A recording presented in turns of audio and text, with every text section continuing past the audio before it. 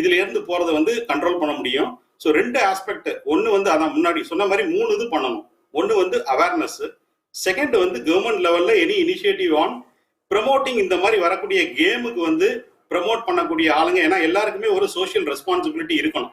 இந்த மாதிரியான app online games வந்து இவ்வளவு பண இழப்பை வந்து ஏற்படுத்துது, இதனால நிறைய பேர் வந்து உயிர் இழக்கிறாங்க பணத்தை இழந்து. அப்படிங்கிற போது அதை வந்து நம்ம போய் ப்ரமோட் பண்ணலாமா அப்படிங்கிறத திங்க் பண்ணணும். எல்லாருக்குமே அந்த ஒரு சமூக கடமை அப்படிங்கிறது இருக்கு. அது தெரிஞ்சு அதுக்கு தகுந்த மாதிரி அவங்க வந்து நடந்துக்கணும். அது ஒன்று. Second awareness. ஏன்னா வந்து ஒரு செலிபிரிட்டி வந்து ப்ரமோட் பண்ணும்போது அது வந்து இட் அட்ராக்ட் மோர் சப்ஸ்கிரைபர்ஸ்.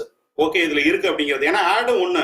இப்போ வந்து ஒரு நியூவா ஒரு ஆப் வந்து ஒரு கேம் வருது அப்படின்னா அது அட்வர்டைஸ்மெண்ட் மூலமா தான் எல்லாருக்கும் ரீச் ஆகுது.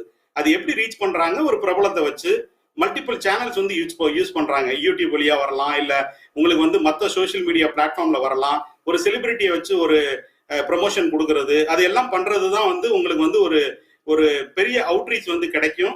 மற்றபடி வந்து ஒரு தூண்டும் இளைஞர்களையும் வந்து இது வந்து ஏன் வந்து ட்ரை பண்ணக்கூடாது, இந்த கேமை ஆப்பை ஏன் நம்ம வந்து சின்னதா ஒரு அமௌண்ட் போட்டு ஏன் ட்ரை பண்ணக்கூடாது அப்படிங்கறத வந்து தூண்டுது. அது வந்து செகண்ட் அவேர்னஸ்.